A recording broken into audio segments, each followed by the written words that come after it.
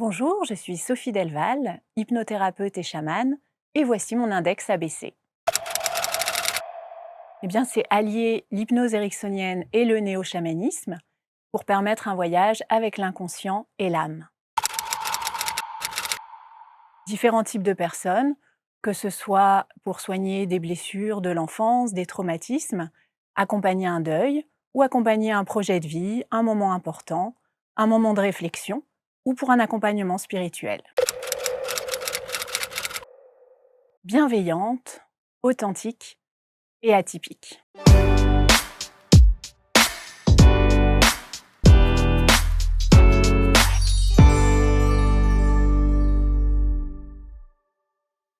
Merci d'être avec nous. Voici un nouveau portrait index où nous allons avoir d'abord les pieds sur terre, mais sans doute la tête un petit peu plus en hauteur, si vous voyez ce que je veux dire, avec Sophie Delval qui est installée sur les canapés. Et quand vous voyez la posture, quand vous voyez également l'accessoire, vous comprenez tout de suite la thématique que nous allons aborder. Bonjour Sophie, Bonjour. merci d'être avec nous.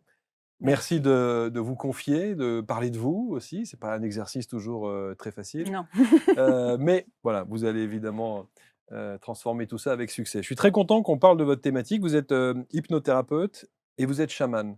Quelle est la dimension entre hypnothérapeute et chamane qui l'emporte sur ce que vous vous sentez être? Moi, j'ai tendance à dire que je suis une chamane qui fait de l'hypnose. Voilà, Une chamane qui fait de l'hypnose. voilà. Parce que mon outil fétiche, c'est l'hypnose, mais ma dimension et ma connexion, pour moi, c'est le Le chamanisme, chamanisme, ouais. dans la connexion directe avec le divin. C'est Mmh, comme ça que moi, je le conçois. mmh, Au niveau, du chamanisme, c'est cette connexion directe avec le divin. ouais. On va voir de quelle manière vous en êtes arrivé à cette expertise-là. Qu'est-ce qui a fait qu'à un moment Mmh, donné, vous avez switché, comme on dit? C'est ça qui est intéressant dans l'index, c'est de savoir quel a été le déclic. mmh. Mais visiblement, il y a des tas de choses qui, depuis toute petite, vous amènent, à ce que vous êtes, aujourd'hui. Juste un accessoire et je vais demander à Rémi de faire un plan évidemment sur, ce qui est à côté de vous, ce fameux Et oui, tambour. Il vous suit partout? très souvent, ouais. Il est un peu encombrant. Il est un peu encombrant. Bon, après voilà, si je me déplace loin, pardon, c'est un peu compliqué. Ouais. Mais sinon, oui, dès que je suis, en voiture, dès que je vais quelque part, je l'ai avec moi Est-ce et qu'il a sinon j'en ai un chez moi, j'en ai un au ouais, travail, c'est mon outil du quotidien. c'est l'outil du quotidien. Et est-ce qu'il a une histoire? Ah oui, forcément. D'où vient-il? Il vient de France, pour le coup, il a été fait par un chaman en France et par contre, il allait se balader en Sibérie. Ouais. Alors ça, c'est aussi important parce que, Mmh, certains, chamans qui se sont installés aussi à votre place, certains disent: «Il n'est pas nécessaire d'être entre guillemets «validé» mmh, par une autorité, peut-être en Mongolie, en Sibérie, pour être chaman mmh. officiellement». Est-ce que vous avez ressenti le besoin et la nécessité d'avoir cette validation? Moi, j'ai eu ce besoin-là. Après, j'avais déjà eu d'autres chamans qui m'avaient dit que j'avais un parcours de chamane. Mais voilà, c'est très difficile quand même de déclarer, chamane, donc c'est Mmh. quelque chose qui était autour de moi et quand la vie a fait que j'ai rencontré, ce chaman, de Sibérie, donc j'ai rencontré en Suisse, Mmh. et lui m'a dit: «Vas-y, viens en Sibérie je vais te reconnaître» Donc vous y êtes allé. et donc j'y suis allée. Waouh! Ça, c'est Donc le j'y suis voyage, allée. c'est un Ouais, voyage ouais, ouais. presque initiatique? Oui, c'est ça, Mmh. tout à fait. Mmh. D'ailleurs, c'est une initiation, on reçoit son nom de chaman, on vit une cérémonie, voilà, puis toute une retraite avant, pour en arriver à ça. Quel est votre nom de chaman? Healing Moonlight. Waouh! C'est pour ça que vous avez, C'est du coup écrit ces le ouais. ouvrages, sur lesquels on va revenir dans quelques instants, Mmh. mais, votre parcours est assez, incroyable. Quelle est quelle a été la petite Sophie? Comment était-elle cette petite Sophie avant de rentrer dans votre expertise? Elle était pas super bien. C'est vrai? Ouais, un peu, mal à l'aise, plus à l'aise avec les adultes quand même. C'était plus facile de parler avec les adultes, mais difficile, avec les personnes, de son âge Mmh.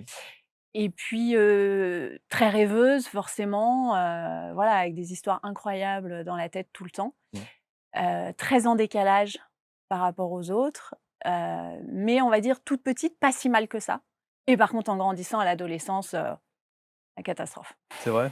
La Ouais. rébellion? Ah non, Ah non, du pas du tout. tout, pas du tout? Non? Non, non, pas du tout de rébellion. Non, non, mais l'écroulement, la dépression, le Ah burn-out, oui, le crash, complet, waouh, un mal-être général. profond, qui Parce dit: «Mais que je peux pas vivre dans ce monde, je trouve pas ma place, je comprends rien». Vraiment donc je comprends rien au monde. hyper inquiétude des parents? Oui, parce que, bah, ça angoisse beaucoup, surtout que j'ai vraiment plongé, hein. On parle quand même de phobie scolaire, Ouais. de dépression profonde, je sortais plus du tout de la maison. Ah oui, Donc oui, oui, c'est pas une petite dépression, hein, c'est, ouais. Mais vraiment un crash complet à 16 ans. vous dites dans la préparation de l'émission, vous dites d'ailleurs que vous aviez ce besoin d'écrire. Oui. Très vite, vous aviez Oui, envie j'ai quand d'écrire. même, Qu'est-ce que vous beaucoup écriviez? écrit. Des contes, des histoires, journal intime Comme un journal aussi. intime, ce que Oh, j'allais dire, ouais. Mmh. ouais, alors un peu de tout. Un Mmh. peu de tout, mais j'ai écrit aussi, une pièce de théâtre, j'étais très créative. Donc oui, cette envie d'écrire, puis je m'étais dit: «Tiens, peut-être que je serai écrivain».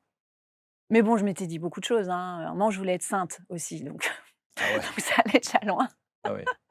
Mais Ah ouais, mais il encore y une avait, fois, c'est-à-dire qu'on a le sentiment parfois que, vous aviez une perception, un ressenti spirituel que vous ne pouviez pas définir à l'époque. C'était peut-être oui. ça? Oui, parce que je me retrouvais pas dans la religion, classique, même si j'étais, voilà, baptisée, j'ai fait ma première communion. Mais il y a plein de choses qui m'interrogeaient beaucoup, donc au catéchisme, je posais des questions qui dérangeaient. Ah oui. Mais par contre, voilà, en toute honnêteté, le soir quand je me couchais, je disais: «Dieu, ordonne, je suis ton humble servante», Waouh! voilà, j'étais quand même très, Mmh. très engagée de ce côté-là Ouais, ouais. et voilà, mais ça, j'arrivais pas à l'exprimer dans un parcours religieux classique, c'était pas possible. Ce crash dont vous parlez à Mmh. l'adolescence, à 16 ans, comment est-ce que vous en sortez? Et ben, j'en sors, quand même au bout d'un certain temps, hein. Il a fallu 2 ans, donc c'est quand même assez long et la chance que j'ai eue, c'est que j'ai une mère qui, bah, s'est pas tournée que vers la médecine classique, vu que la médecine n'arrivait pas à répondre. Elle est allée donc vers des magnétiseurs, des guérisseurs et donc quelqu'un qui faisait de l'hypnose. Donc Parce là, que c'était la grande découverte. vous avez été suivi alors à ce moment-là, au départ? Oui, j'étais suivie par un Ouais, psychiatre, c'est ça. enfin voilà, de manière, traditionnelle, mais ça suffisait Ça pas. suffisait pas, ouais. Et l'hypnose m'a, voilà, m'a sauvée, m'a vraiment aidée, m'a révélée Mmh. et j'ai rencontré un psychiatre, donc hypnothérapeute qui était fabuleux parce que, bah, je sais pas pourquoi il a eu cette idée-là, Ouais. mais il m'a dit: «Voilà, toi, tu as un don spécial, tu es capable de lire, le passé des gens dans les photos et je vais t'apprendre ça». Waouh! Je Donc lui sais pas, avait déjà un psychiatre qui avait déjà une dimension spirituelle c'est pour le ça, coup, il hein? était très Ah ouais, particulier clairement, ouais. et il m'a appris ça. Alors peut-être c'était une manière de me raccrocher à la vie, hein, c'était peut-être, son idée à lui et c'était une super idée, hein. Mais il m'a toujours accompagnée sur ça en disant: «Mais voilà, vous avez un don particulier, je vais vous apprendre ça» et il m'a appris aussi à guider mes OK, premières séances d'hypnose. OK. Donc j'ai guidé, des copines, à l'époque, à la clinique où j'étais hospitalisée, je les guidais, Ah en voyage ouais! intérieur. Incroyable! Et donc c'est Voilà. là où c'est une révélation qui vous pousse Mais j'ai à trouvé devenir ça d'abord génial. hypnothérapeute, Non, parce que je suis non? trop jeune, parce qu'à Oui, mais enfin 18 ans, on se dit: «C'est impossible de oui, faire oui, bien ça». sûr. Mmh. Mais au fond de moi, il y a cette porte qui s'ouvre Mmh. et je me dis, «Voilà, l'hypnose, j'adore et heu et je vais y revenir parce que ça me plaît». Mmh. Donc il faut travailler à un moment donné, il faut suivre un cursus, C'est scolaire, ça, universitaire. Où voilà est-ce que vous arrivez? et ben, tout est j'arrive à avoir mon bac par un miracle, Tant bien que mal. c'est ça, Toulouloute. Voilà. avec un mois de cours quand même. Oh là là, Donc j'arrive à l'avoir, satisfaction des parents. voilà, in Ouais. extremis. Je tente plusieurs formations, je loupe tout. Il y a rien qui marche, Et vraiment, je rien qui vous tiens plaît? pas. La phobie scolaire revient, Ouais. vraiment ça va pas, donc je retourne, je vais travailler, mais ça marche pas bien non plus. Je me fais virer au bout d'un mois partout où je vais. Oh là là. Non, il y a rien qui marche dans ma vie, vraiment. Après si quand même, je réussis à faire une école de théâtre, donc ça marche à peu près. Ouais. Bon, le théâtre se passe largement de mes dons parce qu'ils sont pas terribles. Donc c'est encore pas ça. Donc vraiment à chaque fois, c'est des choses qui bloquent. Il y a rien qui s'enclenche dans Ouais. ma vie. On sent que c'est laborieux, hein, quand même, hein. Tout est Ouais, laborieux. Donc je ouais, suis hôtesse d'accueil, histoire, de manger ouais. et puis, je retombe malade à ce moment-là. Cette fois-ci, c'est physique. Je fais une pyélonéphrite, en sachant que c'est la deuxième. Parce que tout le temps ah oui, j'ai oublié de dire, tout le temps où j'ai fait, en fait, mes études de théâtre, Mmh. je faisais des soins en magnétisme et en hypnose à, des gens de la classe qui venaient chez moi, s'allonger sur le Ouais, canapé c'est ça. et du moment que je fais ça, ça va dans ma vie et quand j'arrête, je tombe malade. C'est Incroyable. vraiment instantané. Ouais, ouais, ça prouve qu'il y a quelque chose à faire avec Voilà ça. et en fait, Et ça, vous le comprenez très vite ça? Vous comprenez bah, qu'effectivement, non, il faut 2 pyélonéphrites ouais, pour c'est que je ça, le comprenne. ouais. Non, non, il faut un peu de temps Et au bout d'un moment, voilà, je vois que ça va pas. Il y a rien qui s'enclenche dans ma vie. Le travail, ça marche pas. Les études, ça marche pas. Alors que, bah, même dans le théâtre, j'ai un bon carnet d'adresses, mais finalement, voilà, ça n'enclenche Ça pas. n'enclenche pas, Ça ouais. n'enclenche Ouais, pas. ouais. Et je vais faire un stage d'auto-hypnose, pour me remonter le moral parce que je sors d'hospitalisation pour la pyélonéphrite. Je Ouais, sais plus où j'en suis, ouais. donc je décide d'aller faire ce stage. Et là, c'est la révélation parce que je me dis que cette chose que j'ai tant aimée qui s'appelle l'hypnose, eh ben, on peut le vivre pour soi avec ce voyage intérieur qu'on pratique soi-même qui s'appelle l'auto-hypnose. Là, coup de cœur absolu, je suis fan, j'adore et direct, je m'inscris à une formation d'hypnose dans la foulée. Mais vraiment, voilà, je me dis: «Allez, tant pis, je vais faire ça». Mmh. Je pense pas du tout m'installer, hein, j'ai 22 ans. Donc à 22 ans, je vais pas m'installer, mais je C'est-à-dire que fais la toute la la formation. la notion d'hypnothérapeute, elle est pas encore là? Non! Non, pas du tout. Moi, je fais de l'hypnose comme on va s'inscrire à l'escalade, Oui, c'est ça, oui. Ouais, voilà, ouais. et je décide de faire cette formation professionnelle pour le plaisir. Mmh. Et en fait, bah, j'ai de plus en plus de monde qui viennent s'installer sur mon canapé chez moi. Tous les gens que je connais dans le milieu du théâtre, finalement, veulent faire de l'hypnose Et ça leur fait du bien? et ça leur fait du bien et personne n'est intéressé par ce que je fais en théâtre et ça devient une évidence, en fait, d'ouvrir un cabinet. Waouh! Donc j'ouvre à 23 ans. Alors vous ouvrez donc ce cabinet donc vous êtes hypnothérapeute à C'est 23 ça. ans. Heu, à quel moment vous associez la dimension spirituelle du chamanisme avec votre pratique de l'hypnose? Et ben, en fait, à peine j'ai fini ma formation d'hypnose, je rencontre le chamanisme, vraiment par hasard, parce que j'ai adoré un protocole en formation d'hypnose et on me dit que c'est du chamanisme. Moi, j'ai jamais entendu parler de ce mot-là. Je dis: «Du chama quoi?» Et après, ben, en fait, voilà, j'enchaîne, je fais des recherches sur internet et puis vu que je fonctionne à l'instinct, ben, d'un coup, je dis: «Bah, voilà, je vais aller là» et je commence donc une formation aussi, en néo-chamanisme exactement. Et puis, bah, c'est le coup de cœur et finalement, vu que, je fais, du néo-chamanisme le week-end et que je fais de l'hypnose après, dès le lundi, bah, les 2 choses se mélangent Très naturellement. très naturellement. Sauf que ça veut dire qu'il faut inventer adapter, pas inventer, mais adapter un protocole, qui permette d'associer les 2. Bah, oui, parce qu'il y a tout à créer. À Bah oui, l'époque, on est quand même, voilà, il y a 19 ans, ça se faisait pas du tout.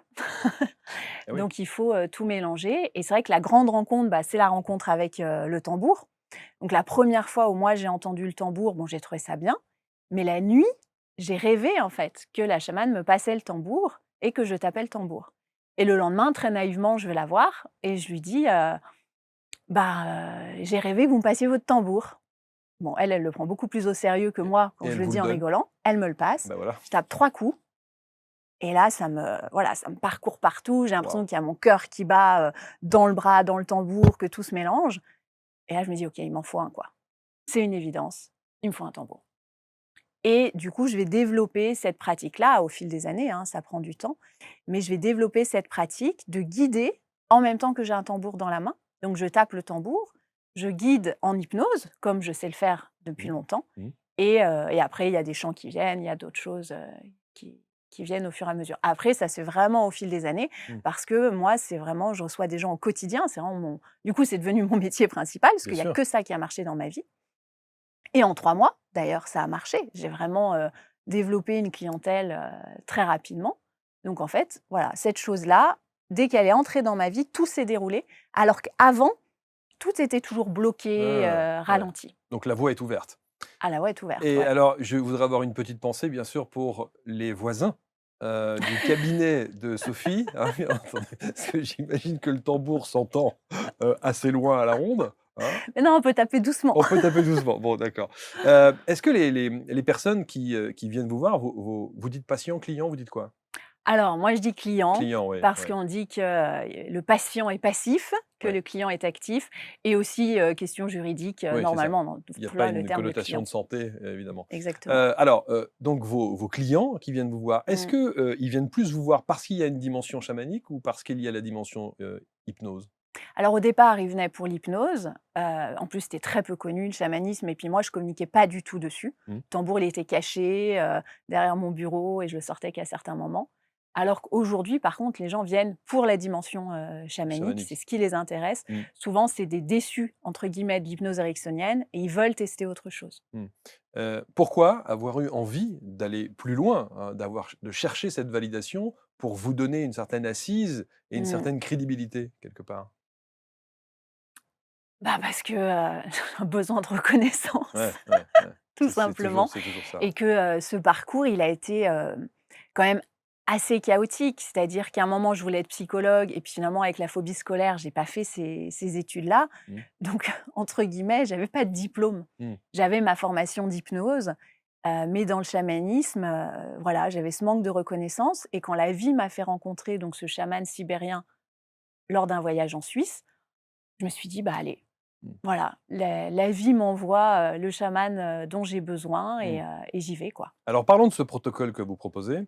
Hem, Si vous deviez le définir, le décrire, comment se met-il en place quand quelqu'un, vient vous voir?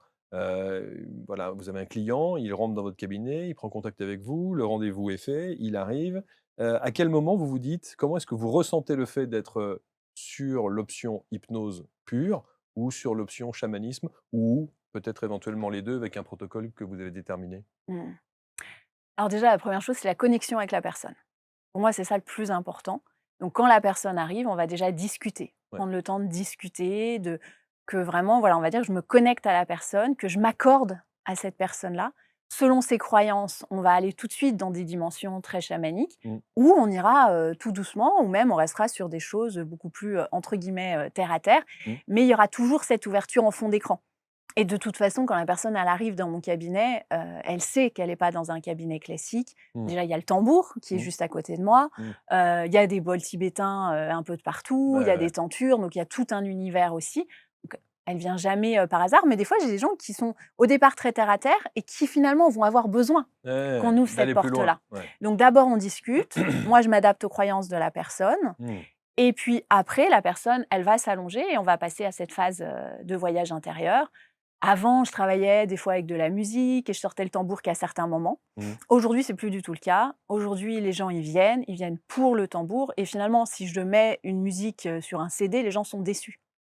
Donc aujourd'hui, je travaille avec des bols tibétains, un arbre à pluie, un tambour. Donc le tambour, c'est le cœur de la séance Mmh. et autour, il y a tout un travail qui peut se faire avec différents instruments pour accompagner ce voyage parce que ça permet d'aller beaucoup plus loin et ça Mmh. permet aussi d'avoir un vrai travail énergétique, qui se fait avec la force vibratoire. Dans la première partie, lorsque vous êtes en discussion avec votre client, vous ressentez déjà les choses?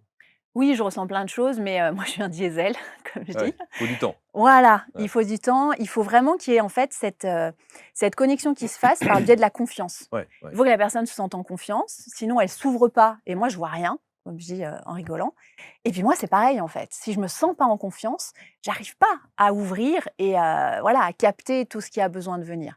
Après, moi, je ressens beaucoup par forme de vibration, Ouais. c'est-à-dire je vais sentir comme si la personne, elle a un instrument de musique avec différentes cordes et selon ce qu'elle dit, je vais sentir là où ça pince, là où c'est pas accordé, où, ça dissonne quelque part Mmh. et après on va faire tout le travail nécessaire pour réharmoniser tout ça. Est-ce qu'il y a des gens qui viennent vous voir et qui ne savent pas?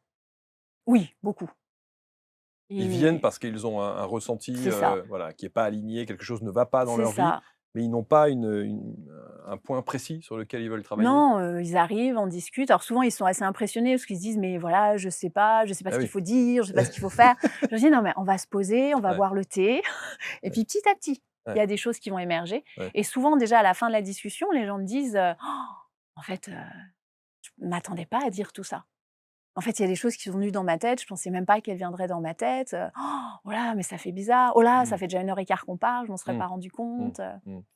Et vous donc savez que voilà. dans cette, émission, dans ce programme de l'index, on aime raconter les histoires. En tout cas, on aime que les thérapeutes ou, Mmh. les experts nous racontent des histoires, les fameux avant-après.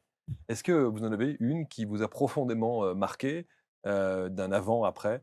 Quelqu'un qui arrive avec, voilà, un ressenti, un mal-être, général et qui, après quelques séances, soit grâce au tambour, soit à votre pratique d'hypnose, ressort avec une espèce de métamorphose comme ça, une révélation Mmh. qui fait qu'il se sent ou elle se sent beaucoup mieux? Bah, je me rappelle d'une personne, alors c'était au tout, tout début de ma pratique, donc c'était, il y a bien longtemps, mais qui était, donc c'était une jeune femme qui avait une fibromyalgie, Mmh. qui était très jeune, hein, elle devait avoir 24 ans et elle marchait avec une canne et ça m'avait marqué.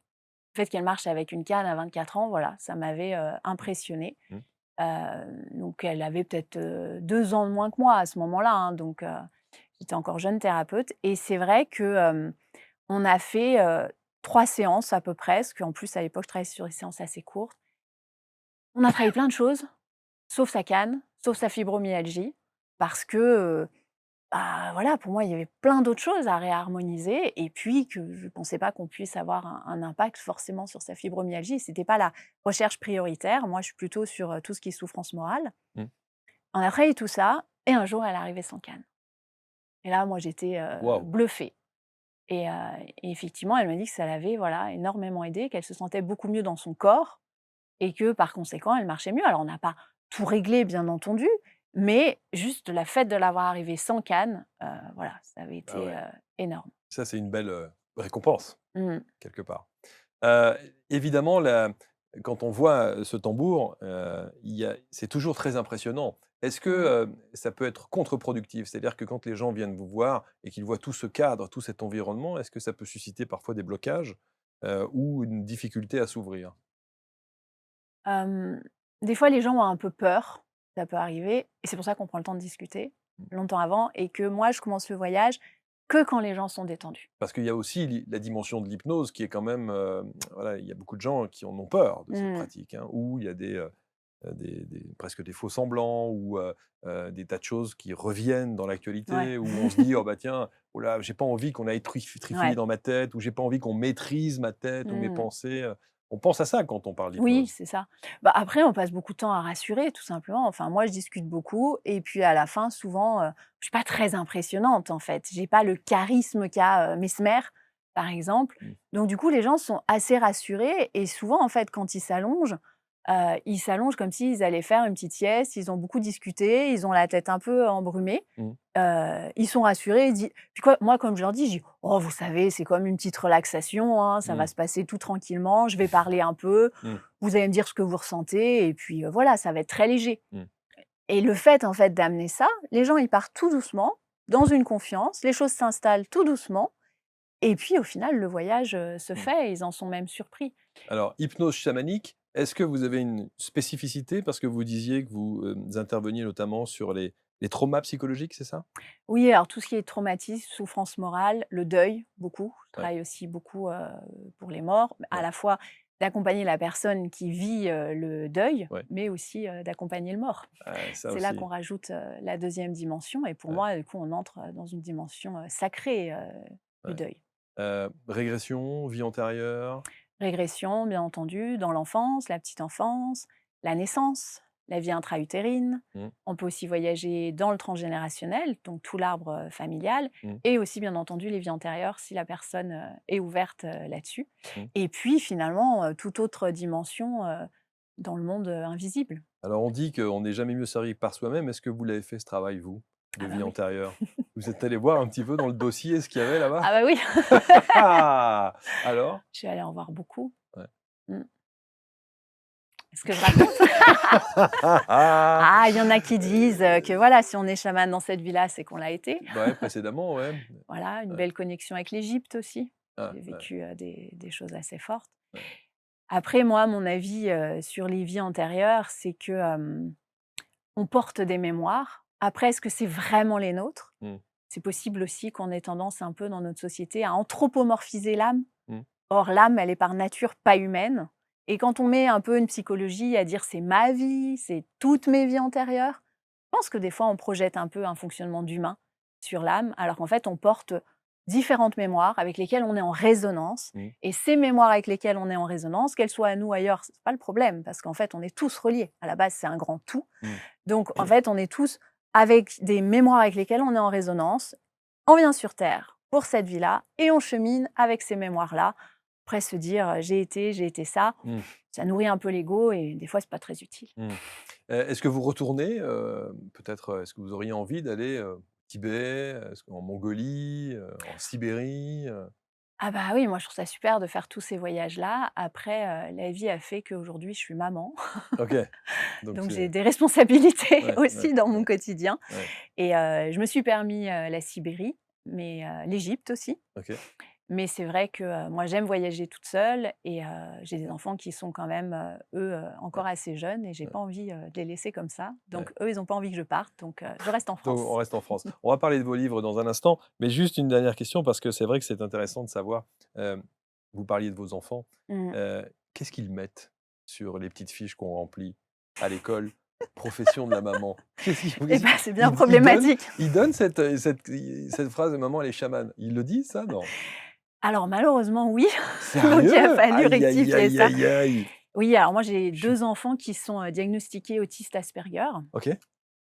donc ils sont, directs, ils mentent pas, comme maman, ils sont cash, Ah ouais, authentiques ah ouais. et du coup, il a fallu que je leur apprenne. Je leur ai dit: «Voilà, faut que tu mettes, plutôt, hypnothérapeute, ça passe mieux». Mais mon fils, des fois, il a dit: «Non, non, moi j'ai mis, que tu faisais, de la hypnose, chamanique». Ma fille, elle a dit à voix haute: «Ma mère, elle est chamane». Ce que j'imagine on n'a pas très, très bien compris dans l'institution, si quand même? Après, c'est plutôt les autres élèves qui ont posé des questions, «Alors ta mère, elle travaille avec les esprits?» Ouh là Mais là. voilà, mes enfants sont très à l'aise avec le sujet, Mmh, donc eux, ils en parlent, mmh. Bon. donc voilà. Et vous, qu'est-ce que vous dites quand on vous pose la question? Qu'est-ce que vous faites dans la vie? Vous dites hypnothérapeute? Moi, je dis que je suis Oui, hypnothérapeute, ça voilà, évite c'est de très simple. susciter C'est ça. quelques réactions un peu désobligeantes. Alors, vous disiez, et on l'a entendu tout à l'heure, qu'effectivement vous aviez ce besoin d'écrire, Mmh. depuis l'adolescence. Et aujourd'hui, bah, vous avez quand même matérialisé tous ces Mmh. écrits, avec l'ensemble de ces ouvrages. N'en jetez plus, la coupe est pleine, hein, il y a quand même ce qu'il faut. Alors, on va pas tous les présenter, évidemment, mais si vous deviez nous dire, à quoi correspondent tous ces livres? C'est votre histoire? C'est votre parcours? C'est quoi? Non, alors non, Pardon, je les ai pas lus, hein, mais bah alors, enfin. bah, je ne sais même mais parce que peut-être que vous me les avez pas envoyés aussi. Ah bah, c'est C'est ça. peut-être ça alors les gars. Alors, dites-moi. Alors, ces ouvrages, bah, ça correspond le premier, c'est quelque chose qu'on m'a demandé parce que, voilà, on est venu me chercher pour écrire un livre sur Celui-là? le deuil. Non, Non, sur pour le deuil? dépasser le deuil. Ah oui, pour dépasser le deuil, Donc c'est un celui-là. livre, voilà, qui OK, parle de comment, dépasser le deuil et ouais. ça a été vraiment une demande et c'est comme ça, en fait, que j'ai commencé, par l'écriture. Le jour où, mon prof d'hypnose m'a demandé d'écrire ce livre en collaboration avec lui et que finalement, au bout d'1 an, il m'a dit: «Bah, je vais pas pouvoir l'écrire, faut que tu l'écrives toute seule». Donc j'ai angoissé et puis finalement, je m'y suis mise. J'ai tout le programme qui est venu dans ma tête pendant une nuit Mmh. et du coup, j'ai choisi d'écrire. L'éditrice a adoré, elle m'a proposé de continuer d'écrire avec elle. Donc après, j'ai écrit «Réveillez votre énergie de guérison». Donc là, c'est C'est une celui-là. méthode pour apprendre à voyager intérieurement parce que Hop, j'adore voilà. enseigner le voyage intérieur forcément, Ouais, que je trouve, fondamental comme une hygiène intérieure. Après on a, celui-là.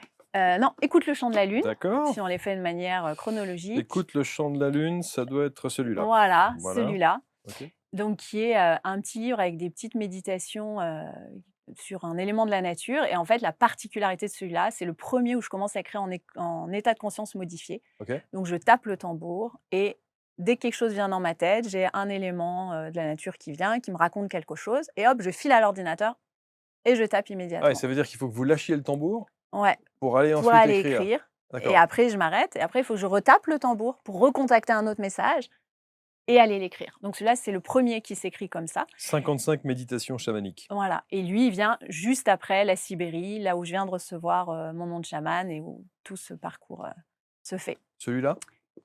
Entre-temps, on a encore un autre, Moi je voulais mettre celui-là, hein, mais mais non, ça non, on non. finit, C'est oui, c'est dans l'ordre. Oui, oui, c'est c'est dans dans l'ordre. l'ordre. Oui, oui, absolument, absolument. Après, on a 10 mois grand-mère lune. Ah oui, c'est le petit là. Celui-là, le Voilà, petit, voilà c'est le celui-là. livre du confinement.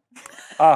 Vous avez écrit ça en 2020? Voilà, c'est ça. Je l'ai écrit, bah, pendant le confinement. Ouais. Moi, j'écris toujours sur commande, c'est-à-dire je ressens un message qui me dit: «Tu vas écrire à telle date sur tel sujet». Et là, effectivement, mes guides, enfin on appelle ça comme on veut, m'ont donné le message que j'allais écrire, à partir de mi-mars. Je leur ai dit que j'avais pas le temps et que je voyais pas comment j'allais écrire. Mmh. Bah si, en fait. Et bah si, en fait, il y a eu le confinement. Mais c'est-à-dire qu'en fait, vous n'avez pas le choix. Non, je n'ai pas le choix. J'écris que quand le message vient, je ne choisis jamais les thèmes de mes livres. Et donc le fameux dernier, 365 messages de la roue de médecine chamanique. Donc c'est, voilà, un gros livre, que j'ai adoré écrire parce que c'est un gros parcours. J'ai tapé le tambour pareil, tous les jours pour recevoir un message et en fait, je l'ai écrit tous les jours pendant 1 an, exactement. Donc je n'ai pas loupé un seul jour. Des fois, on me dit: «Oh mais peut-être tu as triché un peu, peut-être tu as tapé le tambour plusieurs fois dans la journée». Pas du tout. J'ai Jour par écrit jour. tous les jours pendant 1 an, pile poil. Même l'éditrice était surprise que je m'y tienne. Elle pensait que je pourrais l'écrire en 3 mois. Je lui ai dit: «Non, il me faut 1 an parce que je vais l'écrire tous les jours pendant 1 an Vous au savez que tambour». il vient de se passer quelque chose là. Je prends le livre, Ouais, j'ouvre le livre comme ça, mais complètement machinalement et je tombe sur le 12 juillet, et c'est ma date de naissance il y a pas de et hasard.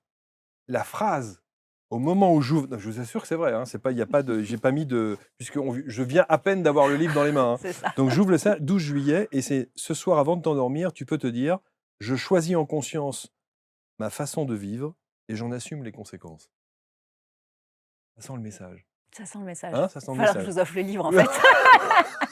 C'est dingue! Je l'ouvre au 12 juillet. Ouais, Voilà. ouais, Bon, donc jour par jour, vous avez écrit à chaque fois c'est là, ça. c'est assez, et les illustrations, c'est vous qui les avez faites aussi? Non, moi, je dessine pas du tout. Vous dessinez pas? Ça fait Elles pas sont du belles, elles tout sont très partie de mes jolies les talents. illustrations. C'est l'éditrice qui les a, choisies et j'ai pu valider chaque illustration une par une. Inning Moonlight, Oui, ça c'est mon nom de chaman. le nom de chaman, hein, c'est ça? Ouais. Et puis alors évidemment, quand on fait du tambour, voilà, il y a toujours une sonorité particulière. Il fallait bien qu'à un moment donné, il y ait des CD. Voilà, alors en fait, c'est les, versions audio des livres, tout simplement, que je suis allée enregistrer en studio pour avoir une belle qualité et ça a permis justement de mettre des accompagnements avec le tambour. Voilà, donc une autre dimension. Pour ceux qui aiment pas lire, du coup, il y a aussi, les versions audio pour pouvoir pratiquer plus facilement. C'est fascinant. Je trouve que vous avez un parcours de vie assez incroyable et je trouve aussi que vous êtes une chamane 2.0. Voilà, c'est Non, ça, mais c'est vrai! Vous êtes une chamane 2.0. Vous avez un petit moderne. côté, on désacralise un petit peu le C'est côté, ça. mystique, chamanique, où on se dit: «Ouh là là, c'est des gens qui sont en lévitation sur un nuage, qui mangent des graines». Non, Non. j'ai une cliente qui dit que je fais du chamanisme pragmatique. Ben oui, J'aime bien mais c'est le vrai, c'est terme. vrai, c'est vrai. Après, moi, je me considère comme mystique dans cette connexion avec le divin, Mmh. mais c'est d'avoir les pieds sur terre aussi. Donc moi, je ne suis pas une porteuse de tradition. La vie m'a pas fait naître dans une tribu. Si elle avait voulu que je sois porteuse de tradition, je serais née dans une tribu. Mmh. C'est pas le cas. J'ai rencontré un chaman qui a aussi un côté très moderne, et Mmh. pour moi, ça a validé cet aspect-là. Mmh. Et j'aime bien justement sortir le chamanisme de ce côté trop enfermé dans de la tradition, parce que le but, c'est quand même d'évoluer. Ouais. Et cette connexion avec l'âme et avec le divin, c'est quelque chose qui doit être dans la matière au quotidien et pas juste réservé à une élite dans des rituels très précis dont on n'a pas le droit de déroger. Mmh. En tout cas, c'est passionnant. Il faut vous lire, évidemment, parce que, je trouve que, cet accompagnement, c'est complémentaire de ce que vous proposez. Mm. Je sais que vous êtes du côté d'Annecy. Oui, c'est Ça ça. veut dire qu'il faut venir à Annecy ou on peut faire autrement? Ah, on peut venir ainsi, on peut acheter les livres On peut en acheter les librairie livres, facilement. évidemment. Chez Jouvence, il y a Jouvence, hein? Il y a Il y a Jouvence Jouvence, pour il y a celui-ci et Édition Bussière aussi. édition Bussière, absolument. Et sinon, il y a de l'auto-édition, donc il faut passer par moi. Bon Il y a un peu et de tout. et donc pour être en cabinet, ça ne peut être évidemment que chez vous. On peut pas faire des choses, à distance en Si, visio si ça vous peut le être faites? aussi, par téléphone. Je fais Par pas téléphone? ouais, par téléphone, Pas de la visio? connexion est très bonne. Pas de visio. OK. Il y a trop de décalage entre l'image et le son et moi, ça perturbe tous mes ressentis. Ah Donc OK, j'arrive pas d'accord. du tout à travailler avec l'image. OK. Par contre, au téléphone, ça marche très, très bien. J'ai, des clients, déjà, en Belgique, en Allemagne, j'ai eu quelqu'un au Mexique. Donc voilà, le téléphone, ça marche très bien. Pourtant la sonorité du téléphone, il y a un diapason qui est très particulier quand Oui, même. mais il y a la connexion avec la voix qui se passe quand même. Après, je travaille qu'au tambour, au téléphone. Je Mmh. travaille pas avec d'autres instruments parce que ça passe pas par le téléphone. Mmh. Mais le tambour marche assez bien. Et puis les gens, je leur dis de mettre un casque. Mmh. Et en fait, vu que moi aussi j'ai un casque, ils entendent très très bien ma voix, qui leur OK arrive directement dans les oreilles. Et dans le fond sonore, ils ont le tambour.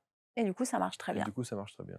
Donc voilà. Et pour ceux qui veulent apprendre le voyage intérieur, j'ai aussi fait du coup un programme à distance par vidéo pour avoir aussi une bonne qualité qui permet que chacun puisse apprendre le voyage intérieur tranquillement chez soi. L'hypnose chamanique, hypnothérapeute, le chamanisme évidemment, auteur, on l'a bien vu avec l'ensemble des ouvrages que l'on vient de vous présenter, Sophie Delval et autour de cette vidéo, vous avez bien entendu l'intégralité des réseaux et des liens, pour rentrer en contact avec, Sophie et puis, vous faire accompagner parce que parfois, ça peut faire du bien. Il y a des gens qui viennent juste pour tester, Oui, parce qu'ils n'ont pas de problème particulier, mais ils veulent juste tester. ils veulent découvrir, ouais. Ils veulent découvrir. Du moment qu'ils sont prêts, que voilà, ils s'ouvrent Oui, bien vraiment quand sûr, même. bien Si on sûr. vient juste tester sans s'ouvrir, ça marche pas. Ouais.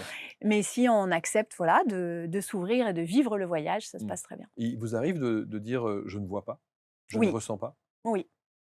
S'il y a pas de connexion, je le dis: «Bah là, non, j'ai rien».